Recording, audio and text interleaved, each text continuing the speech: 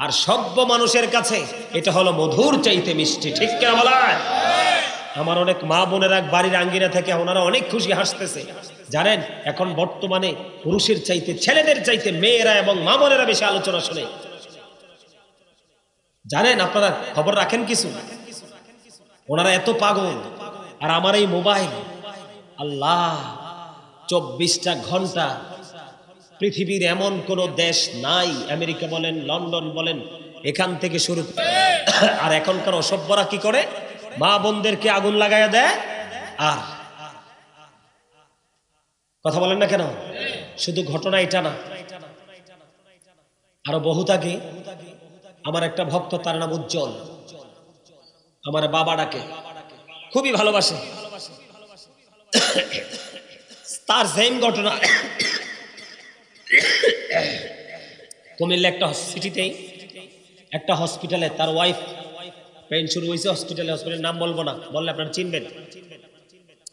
নিয়ে আসছে, নিয়ে আসার পরে এবার ডাক্তার বলতেছে তোমার বাচ্চা 99% মৃত, ধরে রাখো। পরে আমারে ফোন দিল, আপনি একটু হসপিটালে আসবেন বাবা। আমি, কি হয়েছে? আপনার বৌমার এই অবস্থা, আপনি একটু আসেন। আমি আইসা ওই ছেলেকে এবং তার পরিবারকে, হসপিটালে সিরিয়ালে বসে আছে, চেয়ারে বসার জায়গা থাকে না, সবার মন খারাপ, মনে যে সবার অন্তরের আকাশে কালো মেঘ। কি হয়েছে তোমরা? প্রথম সন্তান হবে, বাচ্চা নাকি 99% মৃত, 1% তারা বলে জিন্দা। আমি কে? এই হসপিটালে দাঁড়াইয়ে বলছি, আল্লাহ চাইলে বাচ্চাকে 99% কি করতে পারে? জীবিত, আর 1% মৃত্যুর সম্ভাবনা থাকতে পারে। টেনশন করো না, আল্লাহর উপর ভরসা করো। আল্লাহর কাছে অনেক দোয়াটাও করে দিলাম। আমার যেটা হাতের বানানো ঘটনা তো বলতে পারবো না, আমার হাতে যেটা সেটা, আমার চোখে দেখা যেটা সেটা। এই অনলাইনে যখন আলোচনাগুলো আসবে ওরা সবাই শুনবে, কারণ ওরা আমার প্রতিদিন আলোচনা শোনে অনলাইনে। রাত্র প্রায় 2টা থেকে 2:30টা, সবাই ঘুমে। একটি এক নার্স, এই উজ্জ্বলের ওয়াইফের পেইন, প্রচন্ড পেইন, জানেন, ফুটফুটে চাঁদের মতো সুন্দর এক পুত্র সন্তান হলো, একেবারে সুস্থ। তবে একটা কাজ করতে হয়েছে, বাবুর মাকে একটু রক্ত দিতে হয়েছে। আমি আপনাদেরকে কেন এক্সাম্পল গুলো দিলাম? ডাক্তারের তথ্য সব সময় ভুল হয় না, আরে সব সময় ঠিক হয় না। আর এখনকার ডাক্তার তো ম্যাক্সিমামই শুধু টাকার ধান্দা। আপনি দেখবেন রোগীর ভালো হবে কি হবে না সেই দিকে নজর দিবে না। ওই যে কোম্পানির সাথে তার লেয়াজু হয়েছে, সেই কোম্পানির ওষুধ আপনাকে প্রেসক্রিপশনে লিখে দিবে। কথা বলেন না কেন? আপনারা তো গোবর জানেন না। এই জন্য আল্লাহ না করুক এমন দিন যেন কাউকে না দেয়, কোনো মানুষ অসুস্থ হলে সমাজের শিক্ষিত সুস্থ মানুষ নিয়ে রোগী নিয়ে যাবেন। যাই হোক, আমি ছিলাম কোথায় আপনাদেরকে বোঝানোর জন্য আসছি। গেলে মাকে কি করে? সুস্থ মাকে অসুস্থ করে দেয়। একটা নর্মাল ডেলিভারি আর একটা সিজারে ডেলিভারি কি এক? নর্মাল মা কিন্তু স্ট্রং, বাচ্চাটাও স্ট্রং। এই আমার নবী বলেছেন, যখন সন্তান হবে আজান দাও সন্তানের কানে। সিজার যখন হলো, হসপিটালে প্রতিকূল অবস্থা, আজান দেওয়ার কোনো সুযোগ, তুমি তোমার সন্তানের প্রথম দায়িত্ব থেকে দূরে চলে গেলা। কথা বলেন না কেন? আল্লাহ রাসূলের বিধান না মানলে সন্তান মানুষ হবে? গেল এটা। 2 নাম্বার হলো, আমার নবী জানিয়ে দিয়েছেন 7 দিনে যখন পা রাখবে বাচ্চা, তুমি মাথার চুলটা ফেলে দাও, বাচ্চার নাম রাখো, এবং পুত্র সন্তান হলে 1 বছরের 2টা ছাগল দিয়ে তুমি আকিকা দিয়ে দাও, আর কন্যা সন্তান হলে 1 বছরের একটা ছাগল দিয়ে আকিকা দিয়ে দাও। এটা হচ্ছে 7 দিনের ডিউটি। বাচ্চা হওয়ার পরে 7ম দিনের ডিউটি, ইসলামের আইন। আজকে আপনার বাচ্চা তো হয়েছে হসপিটালে সিজারে, আপনার বাচ্চাকে ডাক্তার বলছে 3 মাস চুল কাবে, মানে কোথায় রাখবেন নাম, কোথায় দিবেন আকিকা? এই বাচ্চা মানুষ হবে কিভাবে? কথা বলেন না কেন? এবার আসেন, 3 নাম্বার হলো, আমার নবীর শিক্ষা হলো, মাকে দায়িত্ব দিয়েছে। সন্তান যখন পৃথিবীতে আসে, মায়ের বুকের দুধের মধ্যে সন্তানের জন্য সব উপাদান আমার আল্লাহ দিয়ে দিয়েছে। মায়ের দুধ যখন পান করবে, মায়ের দুধ পান করলে দেখবেন বাচ্চাদের যখন চৌ করে, ছোট্ট বেবিদের ওষুধ টষুধ সেবন করতে পারে না, মায়ের একটা ফোঁটা দুধ যখন চোখে দিয়ে দিবে রাত্রে ঘুমানোর সময়, সকালে দেখবেন বাবুর চোখ ভালো। কথা বলেন না কেন? এটা কোন ডাক্তার তৈরি করছে? শ্রেষ্ঠ ডাক্তার, যিনি আল্লাহ ইজ ওয়ান, আল্লাহু আহাদ, আল্লাহ এক, তিনি আহাদ, তিনি লা শারীক, তিনি সেই মেডিসিন মায়ের মধ্যে দিয়ে দিয়েছে। ঠিক কিনা বলেন? আপনি যখন আপনার মায়ের বুক সন্তানকে 2 বছর দুধ পান করাবে, কয় বছর? এমনও বাচ্চা আছে মায়ের দুধে দেখিনি, মা অত্যন্ত ফ্যাশনেবল ভাবে বিলাসবহুল জীবনযাপন করতে চায়, সন্তানকে স্তনের দুধ পান করাবে না, দাসী রাখছে, আয়া রাখছে, পিঠার দিয়ে খাওয়ায়। এর লেগে মাও আলাদা, বাচ্চাও আলাদা। মায়ে ডাক দিলে গাটটা ফাঁক দেননি। কথা বলেন না কেন? না মিথ্যা বলি চাচা? হ্যাঁ, এখনকার মারা কি বাচ্চাকে দিয়ে কাজ করাইতে পারে? করাবে কিভাবে? কারণ শুরু থেকে শেষ পর্যন্ত আমার নবীর সব আইনকে অমান্য করছে। 2 বছর পর্যন্ত সন্তানকে মা দুধ পান করাবে। এবার আসেন 3 নাম্বার গেল। 4 নাম্বার হলো 7 বছর যখন হবে তুমি তোমার সন্তানকে নামাজের জন্য তাগিদ দাও।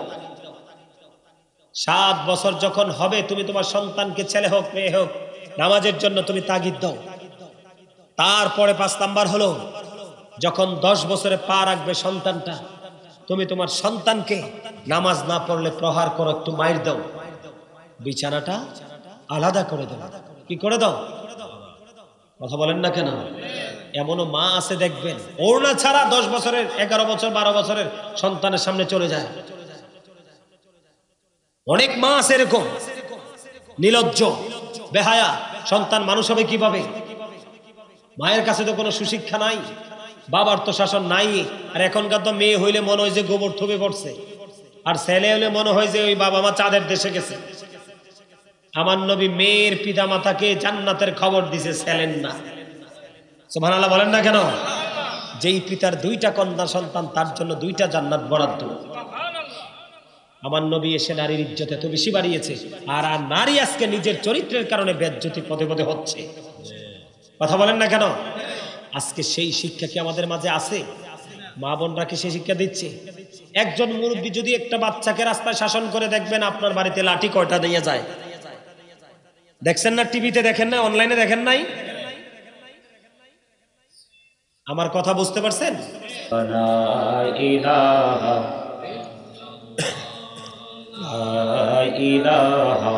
ইল্লাল্লাহ, লা ইলাহা। রে নামাজে রোজা ছাইরো না, মা বাবাকে ভুইলো না।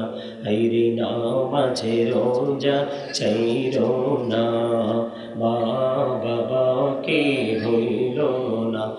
রে জান্নাতবাসী হইতে চাইলে, জান্নাতবাসী প্রাণ ভরে করু সাধনা, লা ইলাহা ইল্লাল্লাহ, লা ইলাহা, লা ইলাহা ইল্লাল্লাহ, মুহাম্মাদুর রাসূলুল্লাহ সাল্লাল্লাহু আলাইহি ওয়াসাল্লাম। আল্লাহ আল্লাহ আল্লাহ আল্লাহ আল্লাহ আল্লাহ আল্লাহ আল্লাহ আল্লাহ আল্লাহ। এই নামেতে এত মধু, এই নামেতে এত মধু, জাহানিনি তো আগের দয়াল, জাহানিনি তো আগের। যতই জপি নামটি তোমার, যতই জপি নামটি তোমার, ততই মধুর লাগে রে দয়াল, ততই মধুর লাগে। আল্লাহ আল্লাহ আল্লাহ আল্লাহ আল্লাহ আল্লাহ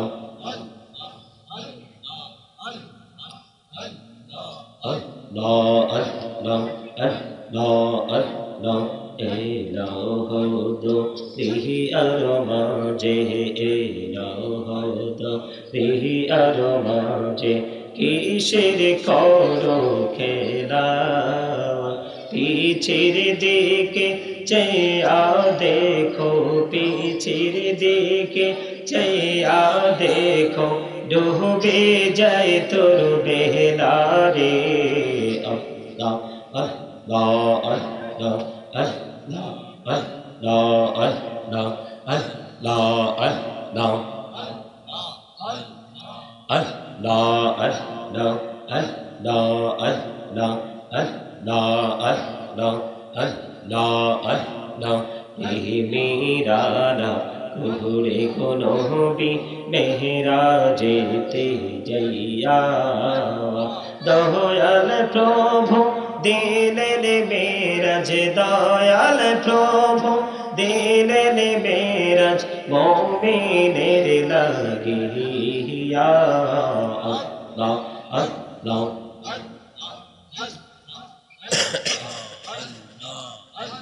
লা ইলাহা ইল্লাল্লাহ মুহাম্মাদুর রাসূলুল্লাহ সাল্লাল্লাহু আলাইহি ওয়াসাল্লাম।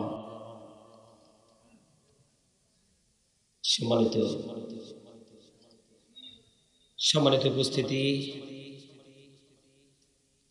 সম্মানিত উলামায়ে কেরাম, দাড়ি পাকা আমার মুরব্বী বাবারা, যুবক ভাইয়েরা, পর্দা নিশি আমার মা ও বোনেরা,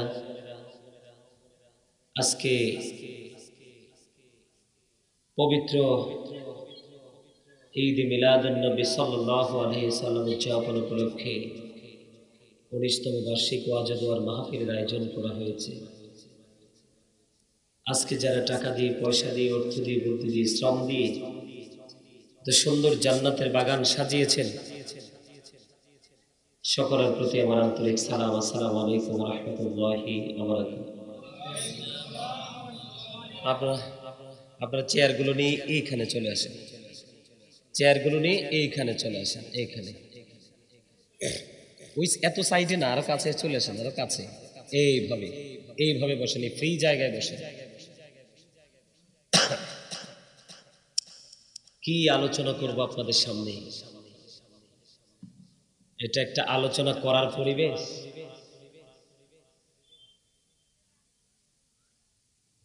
সম্মানিত উপস্থিতি, যাই হোক, যতটুকু সম্ভব কথা বলার চেষ্টা করব। আমি সবচেয়ে বেশি আশ্চর্য হয়েছি বাদামের চলকাগুলো দেখে। এই জায়গাটা পর্যন্ত বাদাম খাওয়ার জায়গা বানাইছে মুসলমান। তুরস্কে কি হয়েছে তার চেয়ে ভয়ঙ্কর রূপ দেখবে বাংলাদেশ। বাংলাদেশের মানুষ এত চরিত্রহীন হয়েছে যেটা আপনারা কল্পনাও করতে পারবেন। যারা কোরআন হাদিস নিয়ে গবেষণা করে, যারা রিসার্চ করে, যারা কোরআন হাদিস পড়ে, আল্লাহ এবং আল্লাহর এই যে ঘরে, এই যে ঘর, এই যে পাশ থেকে কিন্তু যথেষ্ট সাউন্ড আসতেছে বারবার। এমনিই তো আপনারা অসুস্থ মানুষ। অসুস্থ মানুষের কাছে যদি আপনার কুরমা ফলাও দেওয়া হয়, তার কাছে লাগবে তিতা। দাদা কি বলেন? অসুস্থ মানুষকে কুরমা ফলাও দিলে কি লাগবে বলো না কেন? কি লাগবে? আপনাদের এখানকার মানুষ যথেষ্ট অসুস্থ। আমার কথায় আপনারা রাগ করতে পারেন, কিচ্ছু করার না। এটা কোনো মুসলমানের চরিত্র হতে পারে না, এটা কোনো মুসলমানের নমুনা হতে পারে না। আজকে আমাদের মসজিদগুলো এত সুন্দর সুন্দর করে নির্মিত হচ্ছে, কিন্তু মসজিদে আজান দিলে হাইয়া আলাস সালাহ শোনার পরেও মসজিদে মুসল্লি আসছে না। আসছে মুসল্লি? মসজিদ পাকা করে আপনার লাভটা হবে কি? কি লাভ হবে মসজিদ পাকা করে আপনাদের? মসজিদ কি ফাঁকা রাখার জন্য বানানো হয়, নাকি আল্লাহর গোলামির জন্য বানানো হয়? কথা বলেন না কেন? কিসের জন্য? আরে এটা নিস, খুব ভালোবাসা দিছি রে, পিচ্ছিটারে দোয়া করে দিছি। সে যেরকম হালকা পাতলা, আমারও স্লিম, আমারও একটা ফুলের মালা দিছে স্লিম। এই যে দেখেন, এখানে যাই কয়েকজন আসছে লোক, ম্যাক্সিমাম ছেলেদের মাথায় টুপি নাই। অথচ মুসলমানের এক বিশাল সুন্নাহ হলো টুপি পরা। কি করা? কি বলে? সুন্নাহ। এই টুপি পরার মতো সুন্নাতকে আমরা মুসলমান ধ্বংস করে দিচ্ছি। আমার নবী বলেছেন, এই সুন্দর ভাষায় কথা বলেন, সুন্দর করে বুঝায় কথা বলেন। একজনকে দায়িত্ব দিয়ে চলে আসে, ওনার আলোচনা শুনতে আসছে মা বোনেরা, ওনাদেরকেও ছোট করে দেখা যাবে না। এই যে দেখেন, একটা উঠটা যাইতে আছে বেস লাগাইয়া, সান এটার মাথার পিছনটা পুরোটা ডিজিটাল রেল লাইন দেখছেন, অথচ মাহফিলের বেস কিন্তু গলায় ঝুলানো নাকি? কথা বলেন। আপনাদের এই এলাকার পিতামাতা, আপনাদের এলাকায় ঢোকার সময় দেখলাম যথেষ্ট বিল্ডিং আছে, সন্তান শোয়ার জন্য ভালো বিল্ডিং বানাইছেন। আপনি আপনার জন্য যে আপনার সন্তান বিশাল এক ফাউন্ডেশন, আপনি কিন্তু সেই ফাউন্ডেশনকে, আপনার ফাউন্ডেশনকে ধ্বংস করে দিয়েছেন। আপনাদের এইখানকার পিতামাতা যথেষ্ট উদাসীন, যথেষ্ট অলস, তারা অ্যালার্ট নয়। মনে রাখবেন, every parent should take care their children very carefully. প্রত্যেকটা পিতামাতার উচিত সন্তানের দায়িত্ব। আপনার কথা শুনবেন, আমার শুনবেন? তোমরা যুবকরা শুনবা? সামনে আসো। আমি অসুস্থ মানুষ, আসতাম না। আমি যদি না আসতাম, আজকে আরিফুল ইসলাম তাহিরিকে তোমরা বেয়াজ্জতি করতাম। মানুষের ভালোর দিন সবাই হাসতে জানে, দুঃখটাকে এক সেকেন্ডের জন্য কেউ ভাগ করতে চাইলে কিন্তু পারে, কিন্তু করে না। এরকম না? আমরা কথা বলেন না কেন? না পাইলে একটু ধৈর্য ধরাই তো মুসলমান, প্রকৃত মুমিনের কাজ। মনে রাখবেন, মুসলমানের জন্য জান্নাত বানায়নি আমার আল্লাহ। আল্লাহ মুসলমানের জন্য কি করেনি? জান্নাত বানায়নি, জান্নাত বানিয়েছে মুমিনের জন্য। সকল মুসলমান কি মুমিন? সকল মুসলমান কি মুত্তাকি? বোঝেন না কেন? ৭৩টা দলের মধ্যে ৭২টাই জাহান্নামে।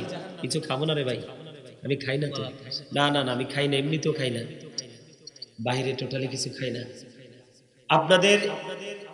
আমি আজকে আপনাদের পিতামাতার দায়িত্ব নিয়ে আজকে কথা বলবো। আপনাদের এই এলাকার পিতামাতা, তারা যথেষ্ট উদাসীন। পিতামাতাগুলো তারা সচেতন নয়। সন্তান হলো পিতামাতার ভবিষ্যৎ। আপনি যদি আপনার সন্তানকে সুশিক্ষা দিতে পারেন, আপনি জানেন আজকে এটা দিও না, এটা দিও না, এটা দিলে আমি ওয়াজ করতে পারবো না, এটা দিও না, এইভাবে ঠিক আছে, যথেষ্ট হয়েছে। আমি যদি আজকে আমার মা যদি আজকে অ্যালার্ট না থাকতেন, সচেতন না থাকতেন, জানেন আমার মায়ের কাছে কৈফিয়ত দিয়ে প্রস্রাব করতে যেতে হতো। নির্দিষ্ট সময়ে যদি বেশি দেরি হতো, ওনাকে এসে কৈফিয়ত দিতে হতো, তোমার এত সময় প্রস্রাবখানায় গিয়ে কাটাইছো কেন?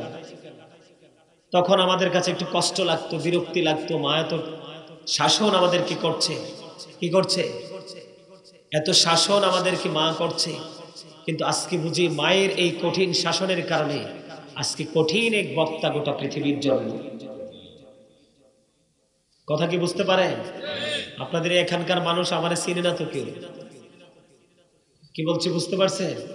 অনলাইনে ঢুকে দেখবেন মাহফিলে, আমার কুমিল্লাতে যদি মিলাদ পড়ি, আপনাদের এখানের চাইতে আর অনেক বেশি মানুষ মিলাদে আসবে।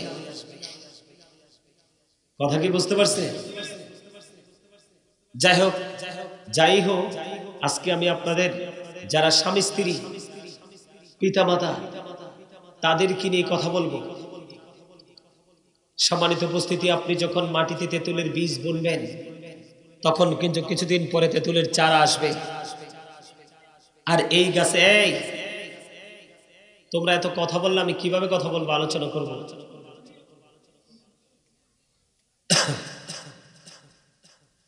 ভলান্টিয়ার, আপনি ভলান্টিয়ার খোঁজেন, ভলান্টিয়ার একটাও জাতের না, একটাও জাতের না।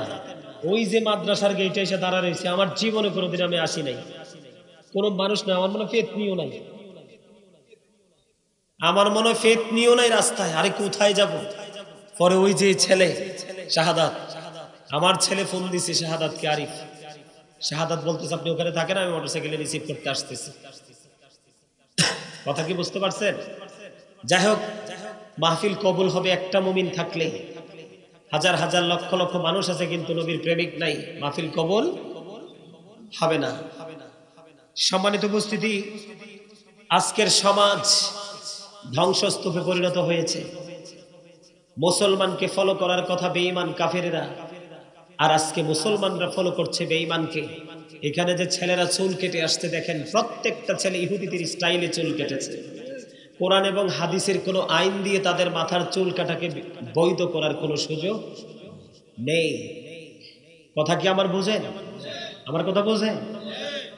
এরা যে এই যে নিচটাকে যে আপনার একেবারে কি করে ফেললো একবারে। ওই যে একটা ছেলে গেল আপনাদের মাহফিলের আজকের ভলান্টিয়ার, স্বেচ্ছাসেবকের একজন সদস্য, একবারে পুরো মাথার গোড়াটাকে পুরো ডিজিটাল, এখন যে ব্রড গেজের যে রেল লাইন, সেই রেল লাইনের সিস্টেম, এর উপরেরটা দেখবেন। আমি ওই দিন পদ্মা সেতু পার হয়ে গত 11 তারিখে আমি মাহফিলে গিয়েছিলাম। ওখানে গিয়ে আমার কাছে মনে হয়েছে এটা বাংলাদেশ না সিঙ্গাপুর। কথা কি বুঝতে পারছেন? এই ছেলে, এখনকার ছেলেদের এই নিচের উপরের অংশটা হচ্ছে আপনার ওইখানকার ডিজিটাল আপনার পিচ ডালা রাস্তার মতো, আর মাথার তালুটা হচ্ছে বাবুই পাখির বাসার মতো। কারণটা কি জানেন? যখন তারা সেলুনে যায়, তখন ওখানে গেলে দেখি শুধু বেঈমান কাফের মুশরিকদের ছবি। তখন তারা এখান থেকে একটা আইডেন্টিফাই করে দেয় যে তোমরা আমাকে সেই স্টাইলে চুলটাকে কেটে দাও। কিন্তু এই জায়গাটাকে ক্লিয়ার করার দায়িত্বটা কার? পিতামাতার। কারণ স্কুলের টিচার যদি সন্তানকে বেশি মায়ের দেয়, মায়ের কলিজা আগুন লাগবে, মামলা টুকি দিবে, ওনাকে কারাবরণ করতে হবে। কথা বলেন না কেন? এখনকার টিচাররা স্টুডেন্টদেরকে মারতে পারে না, বরং স্টুডেন্টরা টিচারকে মারে। আপনারা দেখেন নাই? কথা বলেন না কেন? আজকে আমাদের এই সমস্যাগুলো কেন জানেন? পিতামাতা অ্যালার্ট না। আমার কথাগুলো একটু, কথা বলবেন না, কথা নাই। Stop your mouth everybody. সকল জবান, সকল আর জবানকে বন্ধ রাখতে হবে। You listening my lecture very attentively. এখানে যারা বসেছেন মন দিয়ে শুনতে হবে, অন্যথায় I say go to your seat out of sight. আমার সামনে 5 জন থাকলেই না, একটা মুমিন থাকলেই গোটা আপনাদের পুরো এরিয়া আল্লাহর রহমত থাকবে। একটা মুমিন থাকলে কয়টা? প্রতি 1000-এ একটা যাবে জাহান্নামে, 999টা যাবে জাহান্নামে। আল্লাহ 999টাকে বলবে ইউ গো টু হেল, জাহান্নামে চলে যাও। আর একটা লোক মাত্র, ওনলি 1%, একটা লোককে বলবে ইউ গো টু প্যারাডাইস, জান্নাতে চলে যাও। জোরে বলেন না কেন সুবহানাল্লাহ। এখনকার মানুষ জান্নাত যে একটা নিয়ামত, জান্নাত নামক একটা যে নিয়ামত আছে, যেটাতে অবর্ণনীয় নিয়ামত আছে, যেটাকে ইংলিশে প্যারাডাইস বলা হয়, গার্ডেন বলা হয়, এই জান্নাতের কথা তো এখনকার মানুষ ভুলেই গেছে। এখনকার মা বাবাদের স্বপ্ন হলো শুধু সুদে টাকা লাগাবে, বিভিন্ন কৌশলে টাকা বৃদ্ধি করবে, আর সন্তানকে একটা পাকা দালান গড়ে দিয়ে যাবে।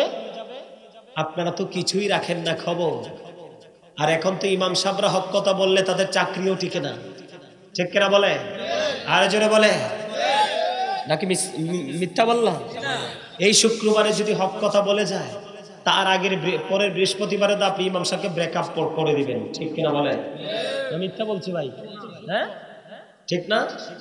আপনি মানেন বা না মানেন, ইমাম সাহেবকে ওপেনলি জুমার দিনে সত্য কথা বলার অধিকার দিবেন।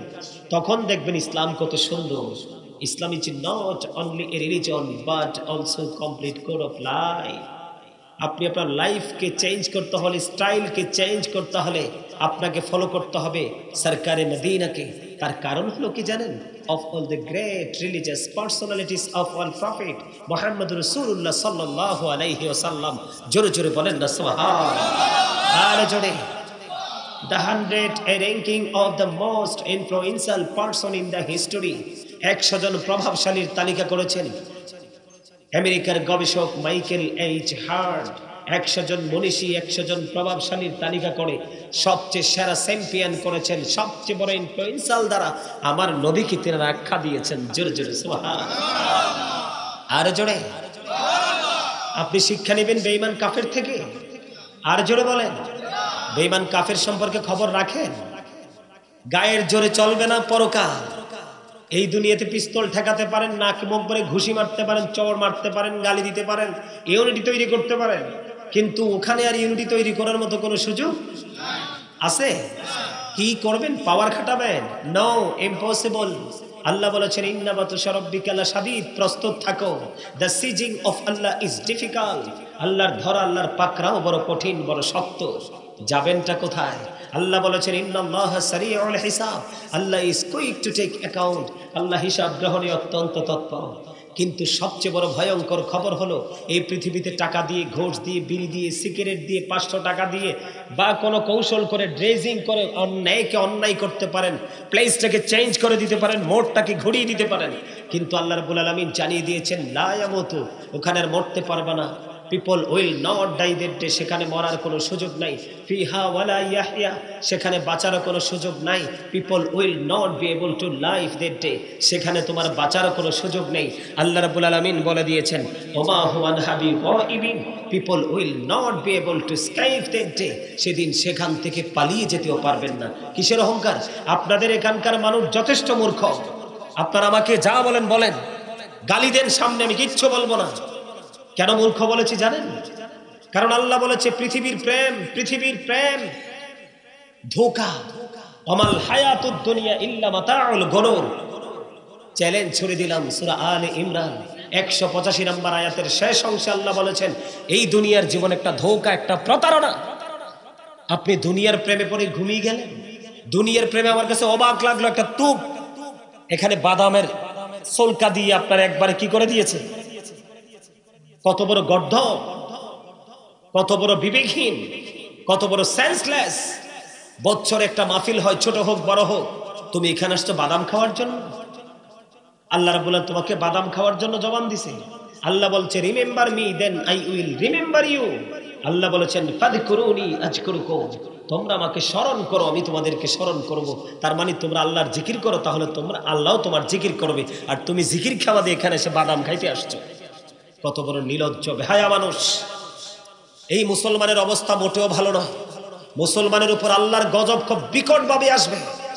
এই মুসলমান মনে রাখবেন সূরা ইউনূসের 44 নম্বর আয়াতে আল্লাহ রাব্বুল আলামিন স্পষ্ট করে বলে দিয়েছেন আল্লাহ বলেছেন ইন্নাল্লাহা লা ইয়াজলিমুন নাসা শাইয়্যান ওয়ালাকিন্নান নাসা আনফুসাহুম ইয়াজলিমুন আল্লাহ বলেছেন Allah doesn't wrong his slave we are the ones who do wrong আল্লাহ বলেছেন আল্লাহ মানুষের উপর জুলুম করে না মানুষ নিজেই নিজের উপর জুলুম করে আল্লাহ আল্লাহর বান্দার উপর অত্যাচার করে না বান্দা নিজেই নিজের উপর অত্যাচার করে আল্লাহ বলেছেন আল্লাহু লা ইউহিব্বুজ জালিমিন আল্লাহ বলেছেন Allah doesn't like the unjust আল্লাহ জালেমদেরকে জুলুমকারীদেরকে পছন্দ করে না আল্লাহ বলেছেন ওমা লিজ জালিমিনা মিন আনসার আল্লাহ বলেছেন Allah doesn't guide the unjust জালেমরা যখন বিপদে পড়ে আল্লাহ তাদের জন্য কোনো সাহায্যকারীও রাখে না দেখেন তুরস্ক আমাদের বাংলাদেশের সেনাবাহিনী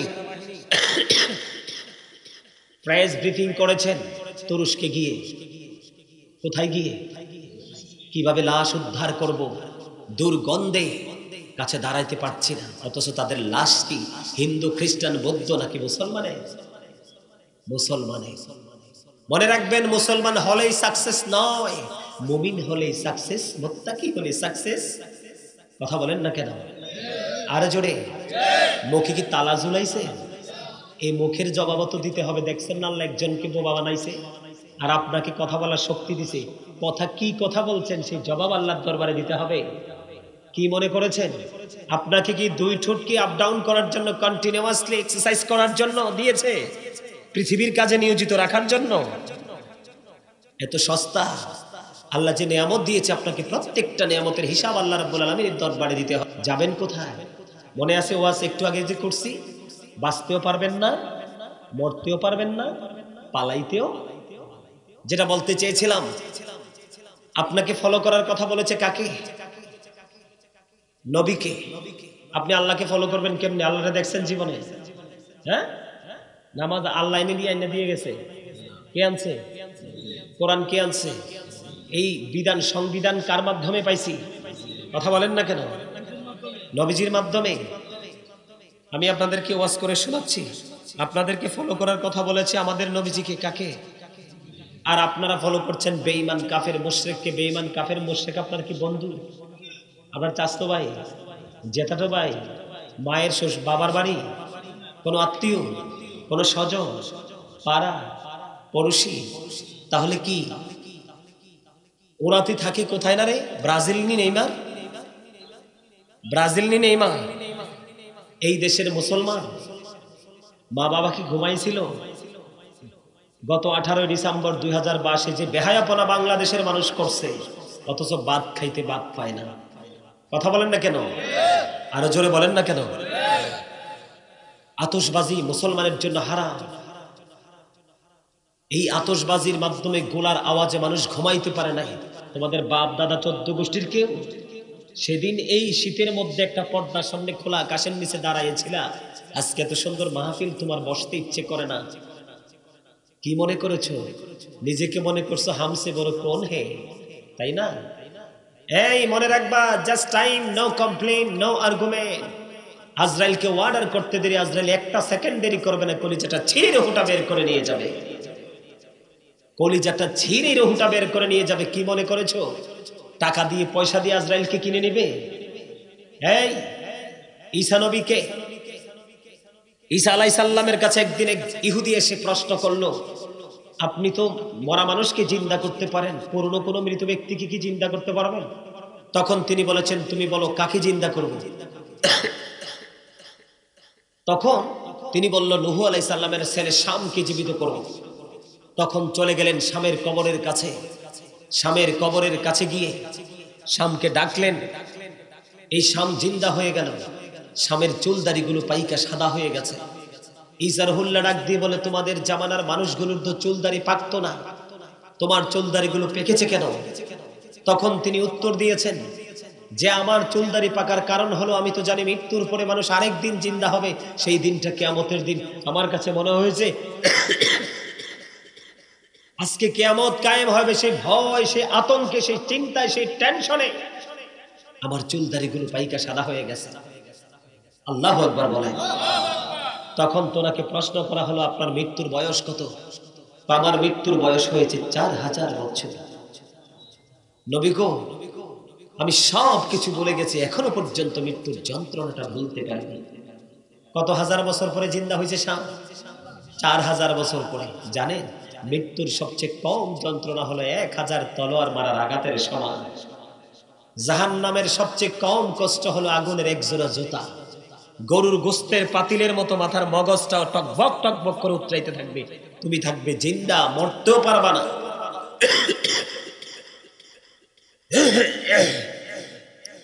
আল্লাহ বলেছেন, লা ইয়ামুতু, আর মরার সুযোগ নাই।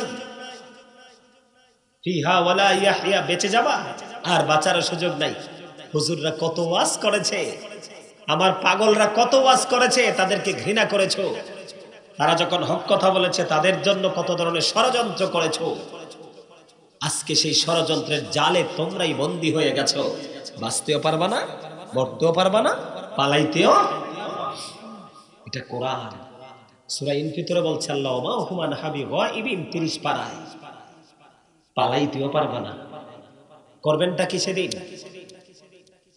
বেঈমান কাফের মুশরিকদের অপসংস্কৃতিকে আপনারা মন খুলে প্রাণ খুলে, আপনার বাচ্চা বাপ রে বাপ ছেলে একটা জোড়াইছে, সারাদিন ল্যাপটপের সামনে বসে থাকে, মোবাইল একটা নিয়ে এমনি থাকে, কোনো শাসন নাই, বারণ নেই। পিতামাতাকে সেই দায়িত্ব পালন করতে হবে। এই ইহুদি খ্রিস্টানরা তাদের একটা ধর্মগ্রন্থের নাম হলো দা ওল্ড ও নিউ টেস্টামেন্ট। ওটার মধ্যে ওরা বক্তব্য দিয়েছে, he that loveth not knoweth not God, for God is love। যেজন প্রেম করে না সেজন আল্লাহকে জানে না, ফর গড ইজ লাভ, আল্লাহই প্রেম। আল্লাহ রাব্বুল আলামিন ডোন্ট অ্যাকসেপ্টেবল, আমার কাছে এটা গ্রহণযোগ্য নয়। আল্লাহ রাব্বুল আলামিন ডাক দিয়ে বললেন, সে বলুন, ইফ ইউ ডু লাভ আল্লাহ, যদি তোমরা আল্লাহকে ভালোবেসে থাকো, ফলো মি মুহাম্মদ সাল্লাল্লাহু আলাইহি ওয়াসাল্লাম। জোরে বলেন না সুবহানাল্লাহ। কাকে ফলো করতে বলছে? আপনার আমার নবীজিকে। আল্লাহ উইল লাভ ইউ, আল্লাহ তোমাকে ভালোবাসবে, এন্ড ফরগিভ ইউর সিনস, আল্লাহ ক্ষমা করে দিবে। জোরে বলেন না সুবহানাল্লাহ। আল্লাহকে পাইতে হলে যাইতে হবে কার কাছে? নবীজির কাছে। দেখাইছে কে? কুল ইন কুনতুম তুহিব্বুনাল্লাহা ফাত্তাবিউনি ইউহিব্বুকুমুল্লাহু ওয়া ইয়াগফির লাকুম যুনুবাকুম, আল্লাহু গফুরুর রহিম। জোরে জোরে বলেন আল্লাহু আকবার। আর জোরে বলেন আল্লাহু আকবার। জবানটা একটু খুললে কথা কম। এই জবানের জবাব আল্লাহর কাছে দিতে হবে। জবানের জবাব কার কাছে দিতে হবে? কথা বলেন না কেন? জবানের জবাব কার কাছে দিতে হবে? জবানের জবাব কার কাছে দিতে হবে? জীবনের সময় কোন কোন কাজে ব্যয় করেছেন সেই জবাব দিতে হবে। যৌবন কালটা কোন কাজে, কোন কোন খাতে ব্যয় করেছেন সেই জবাব দিতে হবে। কোন পথে অর্থ উপার্জন করেছেন, কোন পথে ব্যয় করেছেন, জবাব দিতে হবে। দিনের উপর কতটুকু আমল করতে পেরেছেন সেই জবাব আল্লাহর কাছে দিতে হবে। যাবেন কই? কোথায় যাবেন? আল্লাহ এমন শক্তভাবে ধরবে, আর সেদিন তো আপনার সামনে থাকবে সব। আপনি কি ভালো করছেন না মন্দ করছেন, আমি ভালো মন্দ কি করছি সব ওপেন থাকবে। ওয়া ইদাল কুবুর বুসিরাত আলিমাত নাফসুম মা কদ্দামাত ওয়া আখখারাত। জোরে জোরে বলেন আল্লাহু আকবার। আরো জোরে। আপনাকে ফলো করতে বলছে কাকে? আল্লাহর প্রিয় হাবিবকে। কারণ এইটা হচ্ছে আইনের ভান্ডার।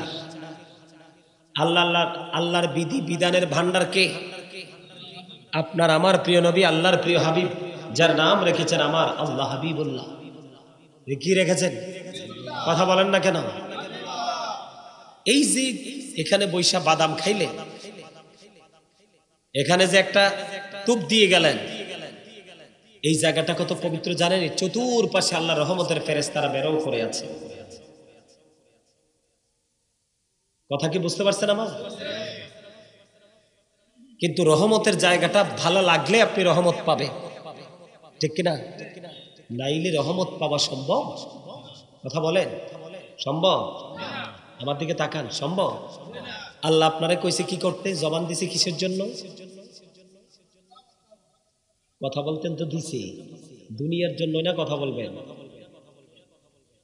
আল্লাহর জিকির করার জন্য, জিকির করার জন্য। কি করার জন্য? আল্লাহ বলেছেন ফাযকুরুনি আযকুরুকুম ওয়াশকুরুলি ওয়ালা তাকফুরুন। আল্লাহ বলেছেন remember me then I will remember you. তোমরা আমাকে স্মরণ করো, আমি তোমাদেরকে স্মরণ করো, আমি তোমাদেরকে স্মরণ করব। আমার প্রতি কৃতজ্ঞ হও, অকৃতজ্ঞ কথা বলেন না কেন? আরো জোরে বলেন না কেন? এখন আমরা কি আল্লাহর প্রতি কৃতজ্ঞ? কথা বলেন, কৃতজ্ঞ? আরে না, আমরা তো বাহাদুর, সবাই বাহাদুর, যার যার হাতে 3.5 হাত আমরা, ঠিক না? যাইতে টাকা পয়সা মোবাইল টোবাইল সব ফোন দিব, বিপদে বললে খালুরে ফোন দিবেন, ঠিক না?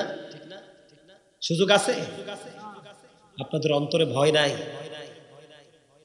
আল্লাহ বলেছেন ইত্তাকুল্লাহ, ইউ ফিয়ার মি, তোমরা আমাকে ভয় করো। কি করো? এখনকার বাচ্চা কাচ্চা, এখনকার ছেলে মেয়েদের অন্তরে কি ভয় আছে আল্লাহ? এখনকার মানুষের অন্তরে আল্লাহর ভয় আছে? আল্লাহর দরবারে যে দাঁড়াইতে হবে, আল্লাহর কাছে যে হিসাব দিতে হবে, সেই চিন্তা আছে? কেমনে থাকবে দুনিয়া? এরপরও তো আল্লাহ রাখছে দুনিয়া, রাখছে না? কথা বলেন, রাখছে কিনা? আল্লাহ রাব্বুল আলামিন একবারে স্পষ্ট করে বলে দিয়েছেন, ইয়া আইয়ুহাল্লাযীনা আমানু যিকুরুল্লাহা যিকরান কাসীরা ওয়াসাব্বিহুহু বুকরাতাও ওয়াসীলা। আল্লাহ রাব্বুল আলামিন ঈমানদারদেরকে ডেকে ডেকে বলেছেন, তোমরা বেশি বেশি করে জিকির করো। কি করো? সকাল টু সন্ধ্যা আল্লাহর পবিত্রতা ঘোষণা করো। সুবহানাল্লাহ বলেন না কেন? আরো জোরে, মহব্বতে। এই যে সুবহানাল্লাহ কইছেন, এটা তো জিকির। পৃথিবীর প্রত্যেকটা যন্ত্রকে পরিষ্কার করার একটা উপাদান থাকে। পৃথিবীর প্রত্যেকটা জিনিসকে পরিষ্কার করার, যেমন আপনি এক্সাম্পল দিই যে একটা ফ্রিজ, যাকে আমরা কি বলি বাঙালি? ফ্রিজ বলি না? ফ্রিজ কথা বলেন না কেন? একটা ছোট্ট ফ্রিজ, এরকম না? অথবা আপনি প্লেটে বলেন, যেটাই বলেন, ছোট্ট প্লেট বলেন, এটাকেও কিন্তু পরিষ্কার করার একটা যন্ত্র আছে। মানুষের অন্তরকে পরিষ্কার করার যন্ত্র হাদিস শরীফের মধ্যে এসেছে আল্লাহর জিকির। সুবহানাল্লাহ বলেন না কেন? আরো জোরে। আমার নবীজি জানিয়ে দিয়েছেন, তার মানে বেশি বেশি করে স্মরণ করো আল্লাহকে, তোমার মনের ময়লা দূর হয়ে যাবে। আজকে কি মানছেন নবীকে? মানছি আমরা? মানছি না। এখন জিকিরটা কিভাবে করতে হবে?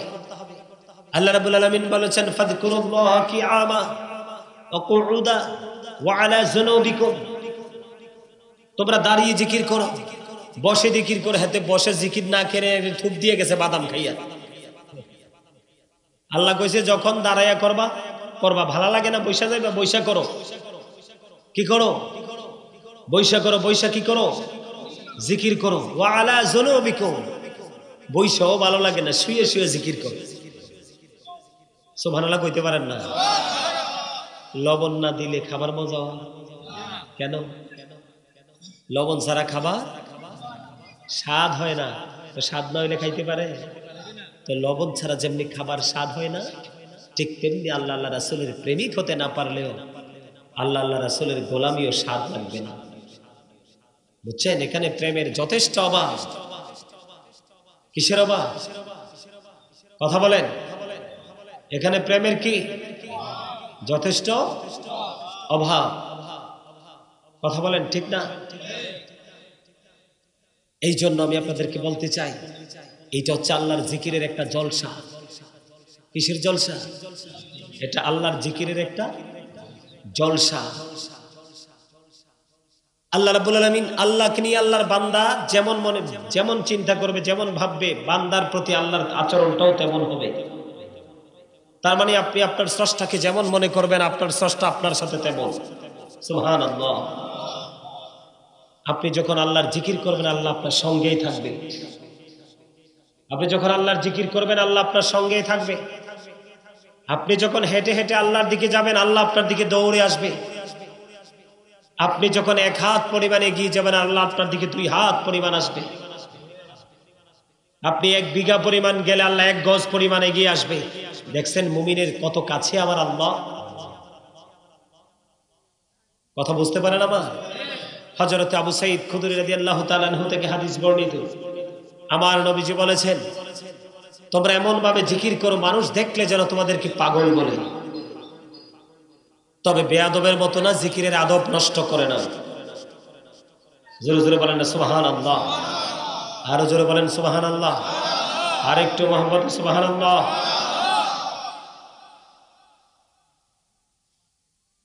ভালো লাগে না আওয়াজটা? আরো জোরে বলে। আজকে আপনাদের সন্তানরা কি সেই জিকির করছে? কেন করছে না জানেন? কারণ ভুলটা হয়েছে শুরুতে। আমার নবী বলেছেন, যত সুন্দরী হোক, যত ধনী হোক,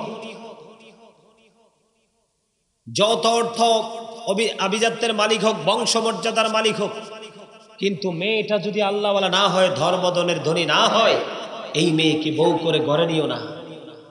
এখন সুন্দরী দেখলেই কিন্তু 20 লাখ কাবিন দিয়ে নিয়ে যায় ঘরে। কথা বলেন না কেন? আর যাওয়ার আগে তো ব্র্যান্ড পার্টি আছে, আছে না? কথা বলেন না কেন? আছে না?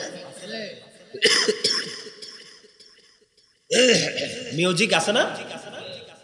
আচ্ছা, এখন মেয়েকে বিয়ে দেওয়ার ক্ষেত্রে ইসলামের আইন হলো, মেয়েকে বিয়ে দেওয়ার ক্ষেত্রে ইসলামের আইন হলো, ছেলে আপনি যত লম্বাই দেখেন, যত সুন্দরী দেখেন, যে স্মার্ট দেখেন, হবে না।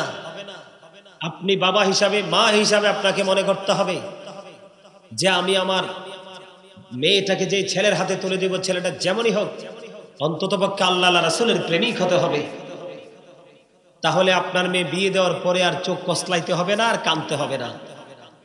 কথা কি বুঝতে পারছেন? আমার নবী বলেছেন, একটা সুন্দরী রূপসী মেয়ের চাইতেও একটা কান কাটা বাদী দাসী অনেক দামি, যদি সে আল্লাহওয়ালা হয়। সুবহানাল্লাহ বলবেন না? আর জোরে। চকচক করলেই কিন্তু শুধু সোনা হয় না, চকচক করলে কি হয় না, এক দোকান থেকে স্বর্ণ কিনে আরেক দোকানে বিক্রি করতে যাবেন, দেখবেন তাৎক্ষণিকভাবে অনেক টাকা মাইনাস কমে যায়। কাঁচ কিন্তু যেমন কিনবেন ঠিক তেমনই থাকবে, কাঁচে কখনো গলদ থাকে না। ঠিক ঠিক ঠিক কিনা বলে? আমার কথা কি আপনারা বুঝেন? প্র্যাকটিক্যাল কথাগুলো বলছি, প্র্যাকটিক্যাল। সোনাতে কি থাকে? গলদ থাকে। কাঁচে কোনো গলদ নাই, কাঁচে কোনো খাদ নেই। কালো মেয়েগুলো বর্তমানে এইরকম। আপনি দেখবেন আপনাদের গ্রামে যদি কালো বউ থেকে থাকে, দেখবেন এটা কত নম্র, কত ভদ্র, কত সভ্য। আর সুন্দরী যেটা দেখবেন এটা তিরিং বিরিং করে। কথা কন না কেন? মেয়েও যখন বিয়ে দিবেন কালো ছেলের কাছে, জামাইটা একটু নরম থাকবে, কারণ তার সিনায় আল্লাহর ভয় আছে, নবীর আদর্শ আছে। আপনি কিন্তু শুরুতেই ভুল করেছেন, মিস্টেক করেছেন। সুন্দর ছেলে, সুন্দর মেয়ে জোড়া লাগাই দিয়েছেন। ছেলের বাড়িতে ব্র্যান্ড, মেয়ের বাড়িতেও ব্র্যান্ড।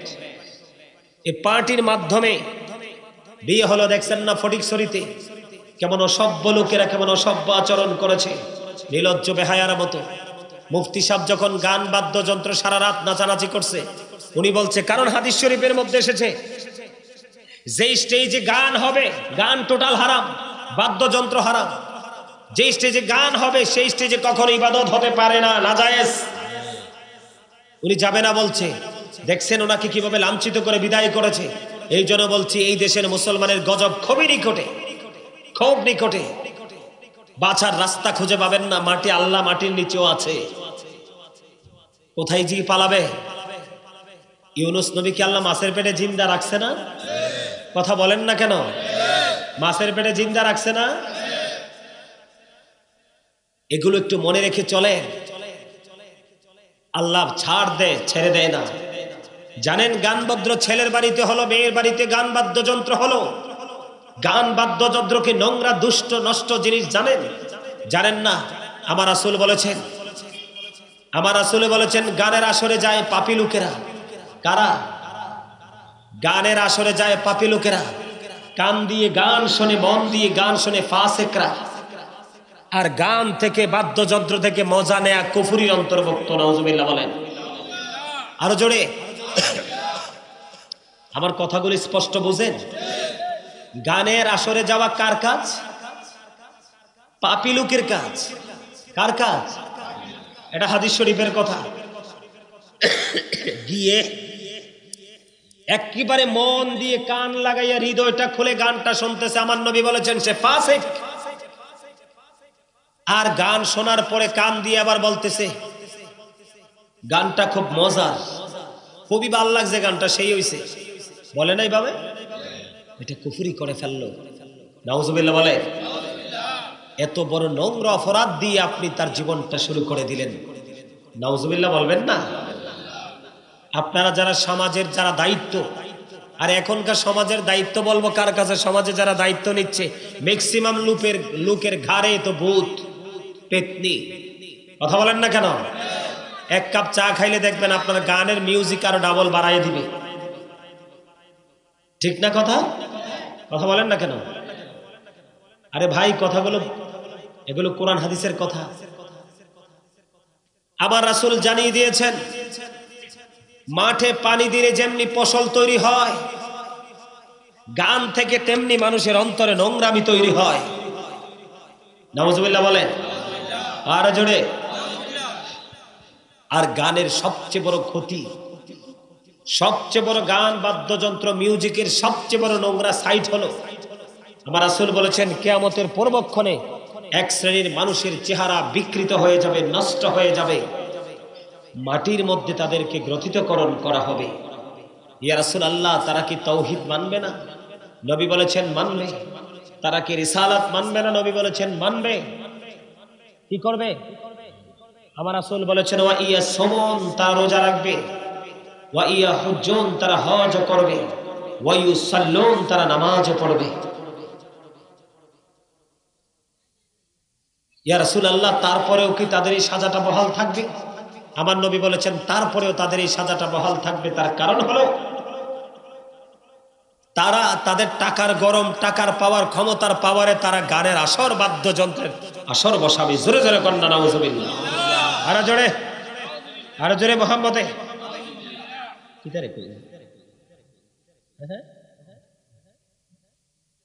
আরে দৌড়ো বাড়া, এইটা তো জিকিরের সাথে তো বাবা না, এটা আসলে জিকিরের সাথে একটু বেমানানো, না বানানোই উত্তম। এটা অনেকে করে, আগে করতে বেশি, এখন কিন্তু মানুষ এটা করে না। কোথায়? এটা তো কোনো মিউজিক না, এটা মুখ দিয়ে, জবান দিয়ে করা হয়।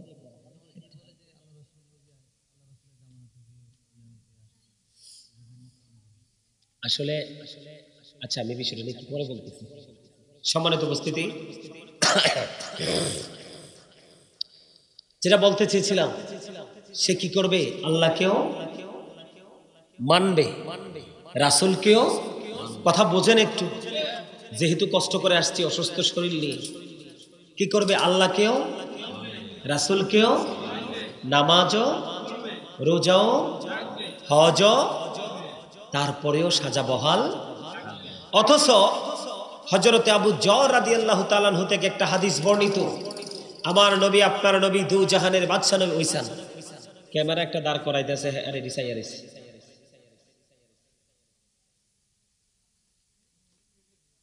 আমার নবী বলেছেন, হযরতে আবু যর রাদিয়াল্লাহু তাআলা আনহু থেকে হাদিস বর্ণিত, নবীজি শীতের দিনে বের হলেন। শীতের দিনে গাছের পাতা ঝরে যায় না, শুকায় শুষ্ক হয়ে ঝরে যায় না?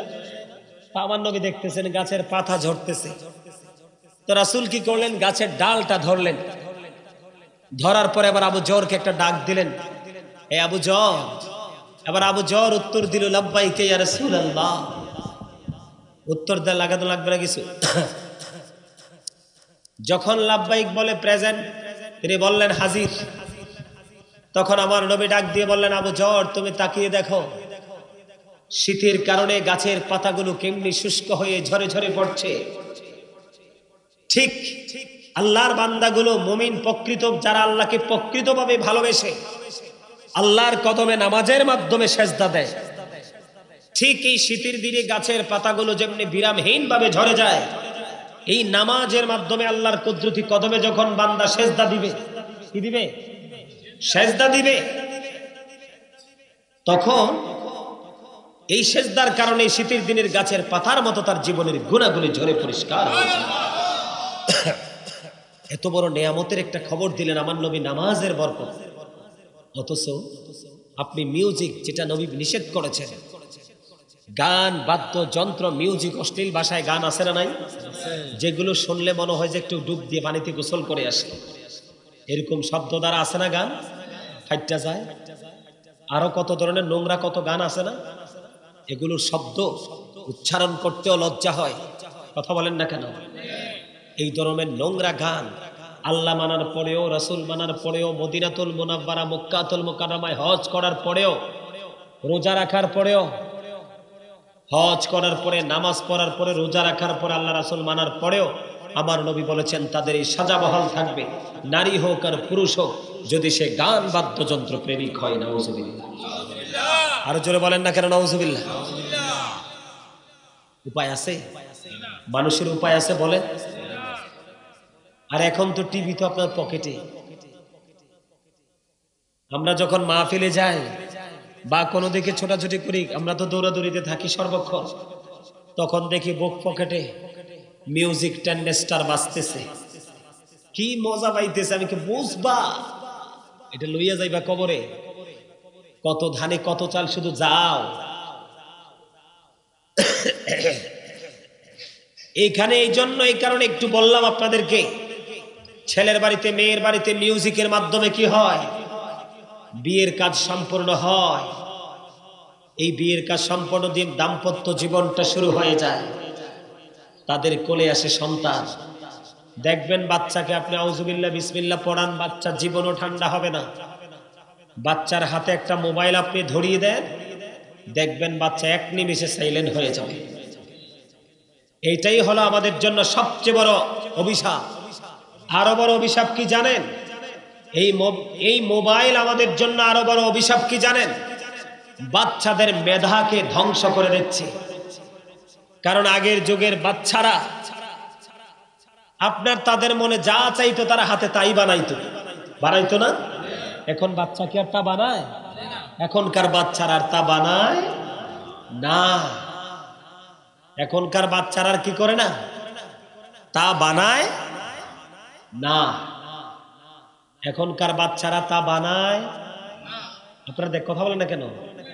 বানায়? বানায় না। কারণ তারা মোবাইল পাইলে মনে হয় যে দুনিয়ার শ্রেষ্ঠ নিয়ামত পেয়ে গেছে। মেধা শূন্যতার এক বিশাল নমুনা হলো এই মোবাইল নামক বস্তু। নাউজুবিল্লাহ বলেন, আরো জোরে। কারণ ওই যে বাবা মার শুরুটাই তো বাজনা দিয়ে হয়েছে। কি দিয়ে হয়েছে? বাবা মায়ের শুরুটা কি দিয়ে হয়েছে? মিউজিক দিয়া হয়েছে। কারণ ওই যে এই ছেলের মা বাবা, মেয়ের মা বাবা, তাদের শুরুটাও হয়েছিল ওই মিউজিক দিয়ে। এই জন্য এখনকারটাও মিউজিক দিয়ে হয়েছে। কথা বলেন না কেন? এখনকার ছেলেরা কি বেশি সভ্য না অসভ্য? এটার জন্য দায়ী পিতামাতা, এটার জন্য দায় দিতে হবে পিতামাতাকে। এই জন্য কবি বলেছেন, আমাকে একটা শিক্ষিত মা দাও, আমি তোমাদেরকে শিক্ষিত জাতি দিব। কথা বলেন না কেন? আমাকে একটা শিক্ষিত মা দাও, আমি একটা শিক্ষিত জাতি। কথা বলেন না কেন? জোরে। মা যা পারে বাবা তা পারে না। কারণ বাবা সন্তানের সুখের জন্য, আহারের জন্য, বস্ত্রের জন্য সকাল থেকে সন্ধ্যা বাইরে থাকে, তারপরেও সন্তানের দায়িত্ব পালন করা উচিত। আর এখন তো সব বড় লোক, আল্লাহর দরকার নাই তো। গাদ বান্ত যন্ত্র দিয়েই তাদের সময় পার হয়ে যাবে। মনে রাখবেন, the rich are not always happy. ধনীরা সব সময় সুখী নয়। কথা কি আমার বুঝে? পিতামাতাকে কি দায়িত্ব দেওয়া হয়েছে? পিতামাতাকে দায়িত্ব দেওয়া হয়েছে, তোমরা তোমাদের সন্তানের দায়িত্ব যত্ন সহকারে পালন করো। Every parent should take care their children very carefully. তোমরা তোমাদের পিতামাতার দায়িত্ব যত্ন, তোমরা তোমাদের সন্তানের দায়িত্ব যত্ন সহকারে পালন করো। কিভাবে পালন করতে হবে সন্তানের দায়িত্বটা? আপনার সন্তান যখন পৃথিবীতে আসবে, সন্তান পৃথিবীতে আসার সাথে সাথে আপনি সন্তানের কানে আযান দিতে হবে। আমার রাসূল মা খাওয়াতুল জান্নাত ফাতেমার কলিজার টুকরা হযরত হাসান রাদিয়াল্লাহু তাআলা আনহু যখন পৃথিবীতে আসলো, আমার নবী আমরা যেভাবে আযান দেই ঠিক সেইভাবে হাসান রাদিয়াল্লাহু তাআলা আনহুর কানে আযান দিয়েছিলেন। আজকে কয়টা বাবা মা সন্তানের কানে আযান দেয় বলেন তো? এখনকার মার আর তো ধৈর্যই নেই। দেখবেন শহর না শুধু গ্রামে গঞ্জেও শুধু অপেক্ষায় থাকে কখন সিজারের সময় হবে। কথা বলেন না কেন? আর কিছু ডাক্তারও আছে এমন অসভ্য, আপনারা জানেন না, কিছু ডাক্তার আছে রোগীকে দেখছেন না, ফরিদপুরে মহিলাকে অপারেশন করেছে আস্থা কাছিয়ে 2 বছর। মহিলার স্বামী তাকে তালাক দিয়ে দিয়েছে, আপন স্বজন সবাইকে তাকে বাদ দিয়ে দিয়েছে। পরে আল্লাহর অশেষ রহমতে ধরা পড়েছে তার পেটে কাঁচি। তুমি কি গাঁজা খাইছিলা সেদিন? কথা বলেন না কেন? ব্রাহ্মণবাড়িয়া এক অপারেশন হয়েছে, কিডনি ট্রিটমেন্টের জন্য গেছে, ভালো কিডনি রেখে আর খারাপটা রেখে ভালোটা কেটে বিক্রি করে ফেলেছে। মহিলার তো ব্যথা যাচ্ছে না। পরে অন্য হসপিটালে তারা রিলিজও দিচ্ছে না। অন্য হসপিটালে পরীক্ষা করে দেখে যে মহিলার নষ্টটাই রয়ে গেছে, ভালোটা। কথা বলেন না কেন? এখনকার কিন্তু মহিলা প্রেগন্যান্সি যারা, তাদেরকে নিয়ে তো হসপিটাল কর্তৃপক্ষ ডাক্তাররা ব্যবসা করছে। দালাল সেটিং দেখবেন ঢাকা মেডিকেলের দিকে অনলাইন মিডিয়াগুলোতে দেখবেন কি অবস্থা। আজকে খবরে দেখলাম নবজাত শিশুকে মৃত ঘোষণা করেছে। আপনারা দেখবেন অনলাইনে, সম্ভবত সময় টিভিতে আসছে, মনে নাই কোন টিভিতে দেখছি, তবে সময় অথবা যমুনাতে হবে। আপনার বাচ্চা কবর টবর সব অনেক মানুষ গেছে। এখন বাচ্চাটাকে দাফন করার জন্য আপনার যখন বলছে প্যাকেটটা একটু খোলো, খোলার পরে দেখছে বাচ্চা বড় নিঃশ্বাস নিচ্ছে। জোরে বলেন আল্লাহু আকবার। কবরের পাড় থেকে দৌড়ে বাবা তার সন্তানকে হসপিটালে, সেই ডাক্তার আপনি বলেন কি মদ খাইছে না? শোনেন, গরিব এবং মধ্যবিত্ত পরিবারের মানুষগুলো শাক সবজি লতা পাতা যাই খায় ভালো খায়। সমাজে অনেক কোটিপতি আছে নষ্ট দুষ্ট পথভ্রষ্ট, এগুলোর ভালো খাবারের নসিব আল্লাহ রাখে নাই।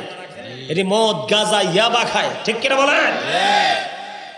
সম্মানিত উপস্থিতি, এইরকম কিছু গাঁজাখোর ডাক্তার আছে, এরা শুধু মা বোনদেরকে নিয়ে তারা কি করে, ব্যবসা করে। কিন্তু মা বোনদেরকে অ্যালার্ট হতে হবে এবং তার স্বামীকে যথেষ্ট সচেতন হতে হবে। বাচ্চা যখন হসপিটালে হয়, মা তো তার সন্তানকেই দেখেন আজান দিবে কে বলেন? ডাক্তার তো তাদের যে সিস্টেমের বাইরে আপনাকে নিতে দিবে না। আমি যদি আপনাকে আমি একটা কথা বলি, আমার যে এই ড্রাইভারটার আগের একটা ড্রাইভার ছিল, তো ওই ড্রাইভারের বিয়ে করছে, তার বাচ্চা হবে। এখন ডাক্তার বাচ্চা 6 মাস না যাইতে বলতেছে, বাচ্চা বলে উল্টাই রয়েছে। আপনাদেরকে আমি তথ্য দিচ্ছি, যেটা আমার ঘরের কাহিনী। আমার ড্রাইভার বাচ্চা নাকি উল্টাই রয়েছে। এখন তো গরিব মানুষ, আমার থেকে নিলে খায়। এখন বুঝেন তো, সীমিত আয় সে কি করবে? তার তো টেনশনে আর ঘুম নাই। ঘুরতে ঘুরতে ঘুরতে ঘুরতে সময় আসছে। আমি কই তুমি টেনশন করো না। কি করো না? টেনশন করো না, একটু ধৈর্য ধরো। ধরতে ধরতে দেখতে দেখতে সময়টা পার হয়ে গেল। কি হয়ে গেল? সময়টা পার হয়ে গেল।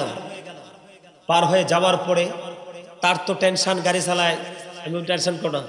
সর্বশেষে আমি একদিন তাকে নিয়ে আপনার নোয়াখালী সেনবাগ গেছি প্রোগ্রামে, আমার এক মহাব্বতের মানুষের বাড়িতে। কোথায়? আবার ওখানে যাওয়ার পরে আবার তাকে ফোন দিছে, যার তার ওয়াইফের পেইন শুরু হয়েছে, ডেলিভারি পেইন। এখন তার তো মাথা মাথা নষ্ট, প্রথম সন্তান হবে, আরো গরিব মানুষ, টাকা পয়সা নাই। আমি বলছি শোনো, আল্লাহু খায়রুল মাকিরিন, আল্লাহ শ্রেষ্ঠ কৌশলের মালিক। আমি ডাক্তারকে বিশ্বাস করি না, আপনারা আমাকে যা বলেন।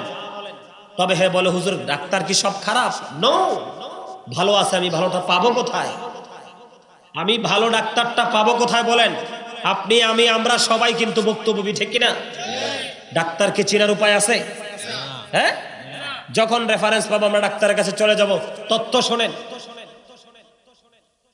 বর্তমানে কসাইয়ের চাইতে ভয়ঙ্কর ডাক্তার। আপনি বলেন, পিতামাতার কোল জোরে ফুটফুটে পুত্র সন্তান এসেছে, আপনি মৃত ঘোষণা করেছেন।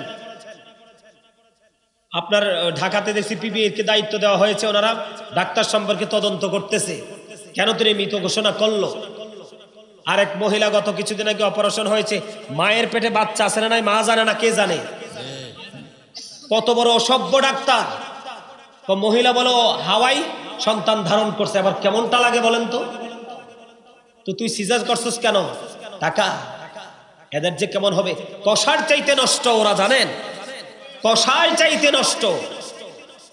আমার মামানি যখন মারা গেছে, ডেড বডিটাকে টাকার জন্য আপনার নিয়ে আইসিইউতে ঢুকাইছে, অনেকগুলো টাকা বিল করেছে, জানেন? ডাক্তার হসপিটাল হচ্ছে নষ্ট জায়গা। এই জন্য বলছি, আল্লাহকে চিনেন, আল্লাহকে ডাকেন। আল্লাহকে বললেন যে আল্লাহ বড় মায়া করে ভালোবাসা বানাইছো, কারো কাছে ধর্ণা দেওয়ার সুযোগ, কোন ধর্ণা যেন দিতে আমাদের না হয়, আমাদেরকে তোমরা নিরাপদে রাখো, সুস্থ রাখো। আরে ভাই, আমরাই তো আমাদের পায়ে কুড়াল দিচ্ছি। আজকে এত মানুষ, শোনেন, এখনকার বর্তমান যুগের মানুষ এত ওষুধ খায়, ভাতও এত খায় না। না ভুল বলছিও? চাচা কথা বলেন। ওষুধের দোকানে এত লম্বা সিরিয়াল, আপনার আটা ময়দার দোকানে এত সিরিয়াল নাই, পেঁয়াজ রসুনের দোকানে এত সিরিয়াল নাই। আমাদের চক বাজারের ভিতরে ঢুকলে দেখা যায় সবজির বাজার ফাঁকা, আর ঔষধের চেম্বার এতগুলো, সিরিয়াল বাই সিরিয়াল, উপায় নাই। কি মনে করছেন এই কি লাভ হবে? আমি অন্যজনকে দোষে সব পেয়েছি, আমি আমার আপন কর্ম দোষে। আমার আপন কর্ম ভালো না, আমি দোষ দিব কাকে? আমি তো কর্ম ভালো করি নাই, রেজাল্ট ভালো আশা করব কিভাবে? কথা বলেন না কেন? নাকি মিথ্যা বলছি চাচা? এবার আসেন, পরে সে বলতেছে ভাই হসপিটালে নিতে হবে। আমার ভাই ডাকতো, খুব মহব্বত করতো তুই আমারে। আমি বলছি তুই টেনশন করিস না, আমরা তাড়াতাড়ি করে রওনা দিলাম কুমিল্লার উদ্দেশ্যে। কোন জায়গা থেকে? নোয়াখালী থেকে, সেনবাগ থেকে। তো যাওয়ার সময় তাড়াহুড়া করে গেলাম। আমি তুই টেনশন করিস না, আমার মালিক যদি চায় তোর ওয়াইফের ডেলিভারি নরমাল হবে, শুধু আল্লাহকে ডাক। আমার আল্লাহ বড় দয়ার সাগর, বড় মায়ার সাগর। এই যে মানুষ এত অন্যায়, অত্যাচার, ব্যভিচার, জুলুম, নির্যাতন করছে, আল্লাহ কি অ্যাকশন নিচ্ছে? কেন নিচ্ছে না জানেন? আমার নবী যাওয়ার সময় ফয়সালা করে গেছে, আমি চলে গেলে আমার উম্মতের দায়িত্ব নিবে কে? তখন আমার আল্লাহ অর্ডার দিয়ে খবর জানিয়েছিল, হাবিব আপনি টেনশন করবেন না, আপনার চলে যাওয়ার পর আপনার উম্মতের দায়িত্ব আমি আল্লাহ নিজে থাকবে। এই কি এখন ঢুকছো, এখন আবার এত কথা কেন? প্রেম পরে, আমি নাইমা যাবো একটু পরে। আমার কথা সবার কাছে মজা লাগবে না, কারণ আমার নবী বলছে আল হাক্কু বুররুন, হক কথা তিতা। নিম পাতার রস খাইছো নি কখনো? খাইছো? আগের যুগে দাদারা দাদিরা অসুস্থ হইলে, আমরা কোনো সমস্যা হইলে, এই ছোট ছোট গোটা টোটা হইলে হয়তো ওই তিতা নিম পাতা আছে আইনা বাইটটা এই বড় বড় গোল্লা বানায় খাওয়াই দিয়ে যাই গিয়ে সব। অনেক তিতা, এই নিম পাতার চাইতে তিতা হলো হক কথা অসভ্য মানুষের কাছে। সম্মানিত উপস্থিতি, আবার আসেন, আমার রাসূল বলেছেন আদিবু আওলাদাকুম আলা সালাতি খিসালিন হুব্বি নবীকুম ওয়া হুব্বি আহলি বাইতিহি ওয়া আলা কিরাতিল কুরআন। আমার নবী বলেছেন, পিতামাতাকে দায়িত্ব দিয়েছেন, তোমরা তোমাদের সন্তানকে তিনটি বিষয় শিক্ষা দাও। কয়টি? কথা বলেন না কেন? তোমরা তোমাদের সন্তানকে তিনটি বিষয় শিক্ষা দাও। কয়টি বিষয়? একটি হলো হুব্বি নবীকুম, teach the love of the prophet, নবীর প্রেম শিখাও। ওয়া হুব্বি আহলি বাইতিহি, টিচ ফ্যামিলি লাভ, নবীর আহলে বাইত, নবীর পরিবারের ভালোবাসা শেখাও। আমার নবী বলেছেন আলা কিরাতিল কোরআন, learn to recite the holy Quran, কোরআন তেলাওয়াত শেখাও। সুবহানাল্লাহ বলেন না কেন? শিখাইছেন সন্তানকে। এই কারণে আজকে আপনাদের এই সমাজ এই অবস্থা, আজকে আপনাদের এই মাহফিলের এই অবস্থা। আজকে যদি সন্তানগুলোকে সুশিক্ষা দিতেন, নবীর আল্লাহ রাসূলের আইন বিধান শিক্ষা দিতেন, দেখতেন তাদের মধ্যে একটা আলাদা একটা আনন্দ উল্লাস কাজ করত, যে মাহফিলে কে কার আগে যাব। আমাদের এখানে অনেক আলেমরা আসবে, আসবে কিনা কথা বলেন? আমাদের এখানে অনেক আলেমরা আসবে, তাদের জবান থেকে বিভিন্ন রকমের কথা শুনবো, কারণ এক একটা ফুলে এক একটা গ্রান কিন্তু যেই রকমই হোক শুনতে কিন্তু ভালোই, খারাপ লাগে না। কথা বলেন না কেন? আমার কথা আপনারা বুঝেন? আমি কি বুঝাইতে চাই? সন্তান নিয়ে কি দায়িত্ব পালন করবেন আজকের পর থেকে? সন্তানের দায়িত্ব না হয় অ্যারেস্ট হয়ে যাবেন আল্লাহর আদালতে, আল্লাহর আদালতে অ্যারেস্ট হয়ে যাবে। কোন বন্ধু বান্ধব আত্মীয় স্বজন পাড়াপড়শি থাকবেন, এবং আপনার সন্তান পর্যন্ত আপনার বিপক্ষে সাক্ষী দিবে কিয়ামতের দিন। কি বলবে জানেন? বলবে আল্লাহ গো, আমার মা বাবা আমাদেরকে শিক্ষা দেয়নি। কি করবে? বলবে আমার মা বাবা আমাদেরকে শিক্ষা দেয়নি, আমরা কি করব? সেদিন নিজের সন্তানকে দিয়ে আল্লাহ বলবে তুমি বিচার করো, হাত পা বেঁধে নিজের সন্তান পিতামাতাকে জাহান্নামে নিয়ে যাবে। আর যেই পিতামাতা সন্তানকে নুরানি শিক্ষা দিয়েছে, কি দিয়েছে?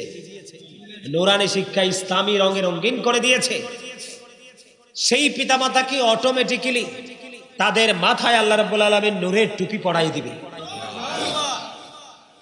নূর আরবি শব্দ, বাংলাতে এটাকে বলা হয় আলো, ইংলিশে এটাকে বলা হয় লাইট। এই নূরানি টুপি পরিয়ে দিবে, যেটা সূর্যের আলোর চাইতে, চাঁদের আলোর চাইতেও গ্লেজি হবে।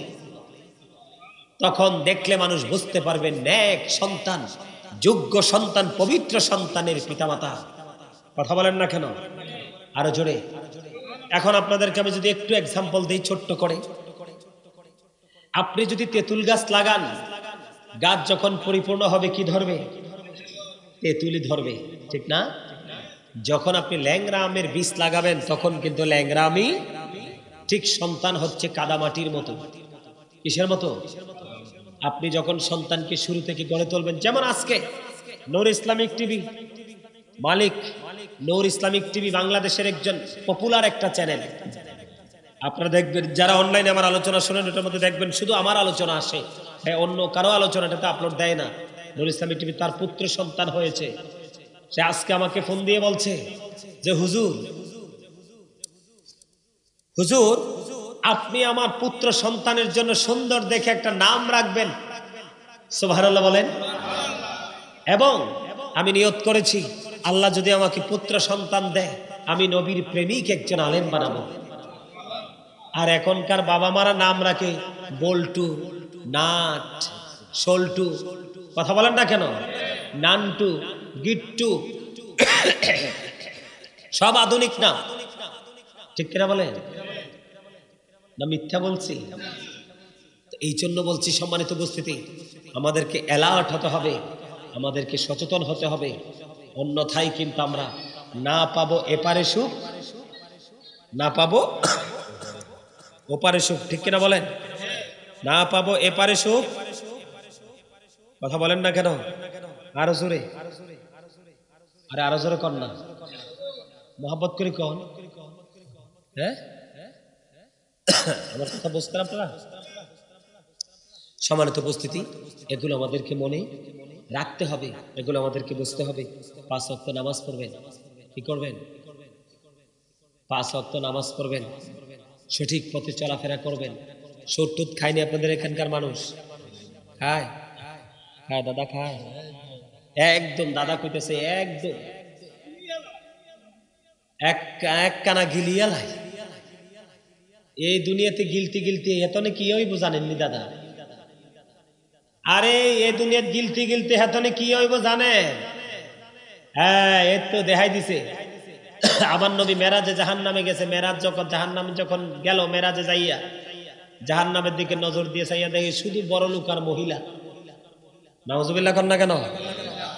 শুধু ধনী মানুষ আর মহিলা। এর মধ্যে একটা দলকে দেখলেন, এক একটা পেট ঠিক ঘরের মতো বড় বড়। কিসের মতো? ঘরের মতো বড় বড় এক একটার পেট। নবী জিব্রাইলকে প্রশ্ন করলো, জিব্রাইল এরা কারা? জিব্রাইল বলে, নবী গো, এরা হলো আপনার একদল নামদারি উম্মত, পৃথিবীর সুদখোর। আমার নবী ডাক দিয়ে বলল, জিব্রাইল আমি তো এদের পেটের মধ্যে শুধু সাপ আর বিচ্ছু দেখতে পাই। নাউজুবিল্লাহ কর না, আরো জোরে, আরো জোরে।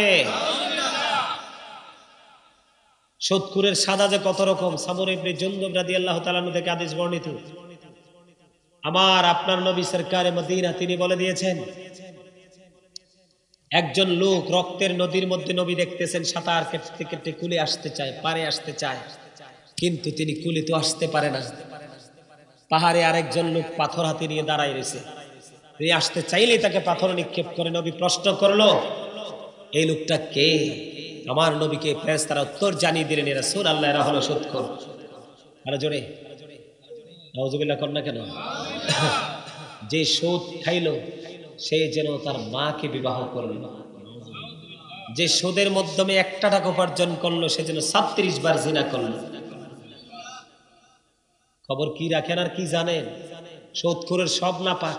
জীবনে মসজিদ মাদ্রাসা যেখানেই করেন, এদের যা টাকা জীবনেও নিবেন না, জীবনেও নিবেন না। কারণ লা তাকবালু সালাতুম বিগাইরি তুহুর ওয়ালা সাদাকাতুম মিন গুলুল, পবিত্রতা ছাড়া ইবাদত কবুল হয় না, এবং হারাম টাকা দান করলে দানও কবুল হবে না। আর সুদের মতো নোংরা উপার্জন আর কিছুই হতে। কত গরিব যে নিঃস্ব হয়ে গেছে এই সুদখোর নামক এই নষ্ট মানুষগুলোর কারণে। হ্যাঁ, কথা কন না কেন?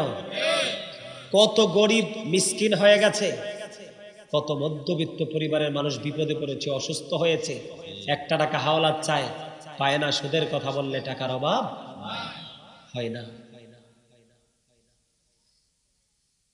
আরো জোরে বলেন না কেন? নাকি মিথ্যা বললাম আমি? হ্যাঁ, শোনেন, সর্বশেষ একটা তথ্য দিয়ে আমি আজ ওয়াজ শেষ করে দিব। সর্বশেষ একটা তথ্য, আল্লাহ রাব্বুল আলামিন আজরাইলকে একদিন ডাক দিয়ে বলতেছে, আজরাইল তুমি তো প্রাণীর জান কবজ করো। তো করি আল্লাহ গো, করি। এখন তোমার জীবনে এমন কোন ঘটনা কি আছে কোন প্রাণীর জান কবজ করতে গিয়ে তোমার কষ্ট লাগছে? আজরাইল হাসি দিয়ে বলল, আল্লাহ গো, আমার চাইতে তো আপনি ভালো জানেন। পারে তুমি কও কে? আমি তোমার কাছ থেকে শুনতে চাই। আল্লাহ যদি কথা না কই, আমরা জানি না এমনি। কথা কন না কেন? আল্লাহ নবী যদি প্রেমের আলাপ না করতো তাহলে কি আমাদের কাছে এগুলো আসতো? এবার আজরাইল আলাইহিস সালাম ডাক দিয়া কয়, আল্লাহ তুমি তো জানো। কয় না, তুমি বলো। আবার আজরাইল সালাম ডাক দিয়া বলতেছে, আল্লাহ গো, আমি একদিন উর্মিমুখর এক সমুদ্রের উপরে দেখলাম একটা অজানা গন্তব্যের দিকে একটা তক্তা ভেসে ভেসে চলে যাচ্ছে। কোথায় যাচ্ছে সেও জানে। এটার মধ্যে দেখলাম একটা মহিলা, এই তক্তার উপরে মহিলাটা ভেসে ভেসে অজানা গন্তব্যের দিকে চলে যাচ্ছে। আল্লাহ, ঠিক সেই অবস্থার মধ্যেই এই অজানা গন্তব্যের দিকে চলে যাচ্ছে গভীর সমুদ্রের উপর দিয়ে তক্তার উপর ভেসে ভেসে একটা মহিলা। সেই মহিলাটা গর্ভবতী। এই তক্তার উপরে গর্ভবতীর সন্তান প্রসব হলো। একটা মায়ের প্রসব যন্ত্রণা অনেক কষ্টে। তখন মহিলাটার সন্তান প্রসব হওয়ার সাথে সাথেই আল্লাহ আপনার অর্ডার আসলো, এই মহিলাটার জান কবজ করতে হবে। আমি সেদিন এই মহিলাটার জানটা কবজ করতে গিয়ে আমার কষ্ট লেগেছিল। আল্লাহ মুস্কি হাসি দিয়েছেন, সুবহানাল্লাহ। আরো জোরে। এবার কয় আর আসেনি? কয় আল্লাহ আছে আরেকটা। কয় কি? শুনি কও। কয় সাদ্দাত যে জান্নাত বানাইলো, সাদ্দাত জান্নাত বানাইলো, জান্নাত তৈরি করে সব কমপ্লিট আজকে উদ্বোধন করবে। এখন সে ঘোড়ায় চড়ে টকবক করে সে জান্নাতে কদম দিবে। সেই মুহূর্তে একটা পা তার ঘোড়ার রেকাবের উপরে, আর একটা পা সে যেই জান্নাত বানাইছে সেটার কদমে দিল। ঠিক একটা পা ঘোড়ার রেকাবের উপরে, একটা পা তার জান্নাতের দিকে বাড়াইছে। ঠিক সেই মুহূর্তে আমি আজরাইল, তুমি অর্ডার দিলে, আমি আজরাইল তার জান কবজ করতে গেলাম। সে অনেক রিকোয়েস্ট করেছে কি করার জন্য? জান্নাতটা একটু ঘুরে দেখার জন্য। আজরাইল কয় জাস্ট টাইম, নো কমপ্লেন, কোন সুযোগ নাই। আল্লাহ সেদিন তার জানটা কবজ করতে গিয়ে আমার কষ্ট লাগছে। আল্লাহ আবারও হাসলো। সুবহানাল্লাহ বলেন না কেন? আর আসেনি? আল্লাহ দুইটাই আছে। আবার শোনো, আজরাইলকে বলে আবার শোনো। কয় ওই যে মহিলার জানটা কবজ করতে গিয়ে তক্তার উপরে তোমার কষ্ট লেগেছিল, একদিকে তার প্রসব যন্ত্রণা, আরেকদিকে তার মৃত্যুর যন্ত্রণা, আরেকদিকে তার ছোট্ট মাসুম বাচ্চা নবজাত শিশু। সেই মহিলার শিশুটাই হলো তুমি যেই বলেছো সাদ্দাতের কথা, সেই সাদ্দাত। সেই বাচ্চাটাকে আমি সাগর থেকে উঠিয়ে এনে বাঘিনীর কাছে দিয়েছিলাম বাচ্চাকে লালন পালন করার জন্য। সেই বাঘিনীর দুধ খেয়ে বাঘের মতো হিংস্র হয়েছে, শক্তিশালী হয়েছে। তাকে আমি বাদশা বানিয়ে দিলাম। বাদশা বানানোর পরে সে নিজেকে খোদা দাবি করলো। নাউজুবিল্লাহ বলেন না কেন? কি দাবি করলো? খোদা দাবি করলো। সেই খোদা দাবি করে আমার সাথে পাল্লা দিয়ে টক্কর দিয়ে সে জান্নাত বানাইলো। আল্লাহ কয়, আল্লাহ রাব্বুল আলামিন কয়, আমিও কই দেখ তুই বানা, আমি যে শেষটা কোথায় আছে। আজকে সেই দিন যদি সাদ্দাত যদি জান্নাতের ভিতরে ঢুকতে পারতো, আজকের পৃথিবীর মানুষ এত নষ্ট হয়েছে, অসংখ্য মানুষ সাদ্দাতকেও খোদা মানতো। ঠিক কিনা ভাই? এই জন্যই কিন্তু আল্লাহ সাদ্দাতকে একটা সেকেন্ডের জন্য যাইতে দেয় নাই। সে জান্নাতরা বিচরণ করার সুযোগ সে পায় নাই, কারণ সে তার তাণ্ডব থেকে কোনো মানুষ রেহাই পাইতো না। এই জন্য আল্লাহ তাকে আগেই কি করেছেন? আল্লাহ তাকে আগেই পৃথিবী থেকে ক্লোজ করে দিয়েছে। কথা বলেন না কেন? পৃথিবী থেকে আগে উঠাইয়া নিয়ে গেছে। এই জন্য বলছি, বাহাদুরি করিয়েন না, পাওয়ার দেখাইয়েন না। আপনার সম্পত্তি আছে, কি কাউকে দিয়ে রাখবেন নাকি? কাউকে দিয়ে রাখবেন? আপনার যা আছে তা আপনার, কিন্তু আপনাকে অহংকার করতে হবে কেন? গরিব যারা আছে তারা কি আপনার গাড়ির আঙ্গিনে গিয়ে ফ্ল্যাট নিয়ে বসে থাকবে নাকি? তারা তাদের আহার নিজেরাই জোগাচ্ছে, ভিক্ষা করে হইলো। ঠিক কিনা বলেন? না মিথ্যে বললাম? আর জোরে বলেন। সম্মানিত উপস্থিতি, অহংকার মুক্ত হন, কৃপণতা মুক্ত হন, সব ধরনের নোংরামি মুক্ত হন। বিশেষ করে সমাজকে যদি আপনি জাগিয়ে তুলতে চান, সমাজকে যদি আগামী প্রজন্মের জন্য জিন্দা করতে চান, প্রত্যেক একটা যুদ্ধ একটা মিশন মনে করে নেমে যান যুদ্ধে। সেই যুদ্ধটা হলো প্রত্যেকে সিদ্ধান্ত নেন, আমি আমার ছেলে মেয়েকে মানুষের মতো মানুষ বানাবো। কি করব? আমি আমার ছেলে মেয়েকে মানুষের মতো মানুষ বানাবো। এই যুদ্ধে নেমে যান, আপনার জীবন সুখের হয়ে যাবে। আপনার পুরো সমাজ সুন্দর হয়ে যাবে, জাতি উপকৃত হবে। এখনকার মা বাপরা যে সন্তান বানাইতেছে, জাতি উপকৃত হওয়া থাক দূরের কথাই রে। ওই যে কোন কলেজের মাঠে যে ওয়াজটা করলাম, ওই যে আমার যে হুজুর ছিল, আমি যে হুজুরের অনেক প্রশংসা টশংসা করলাম, আরে না বেটা, তোমরা তো চিনার কথা। মার্ডার হইলো যে পুলিশ যে স্টেজে আসলো, কেন বিজয়নগর আছে, ওখানে মাঠে গেছি ওয়াজ করতে। শোনেন, আপনারা অনলাইনে তো ওয়াজ দেখেন না, আমার এই জন্য জানেন না। মাঠে গেছি ওয়াজ করার জন্য, হঠাৎ করে আপনার পুলিশ চলে আসলো। পুলিশ যখন চলে আসছে, আমরা তো আশ্চর্য হয়ে গেলাম, পুলিশ আসলো কেন, পুলিশ আসলো কেন চিন্তা করতে করতে আবার পুলিশ কি বলে জানেন, হুজুর একটু কথা বলতে হবে। এর আগে পুলিশ একটা কাজ করছে। পুলিশে কাজ করছে কি, মাহফিলে যখন আমরা কোথায়, মাহফিলে যখন আমরা গেছি কোথায়,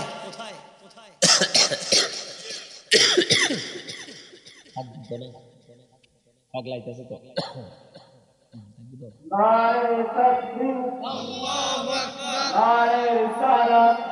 রাসূলুল্লাহ জিন্দাবাদ জিন্দাবাদ।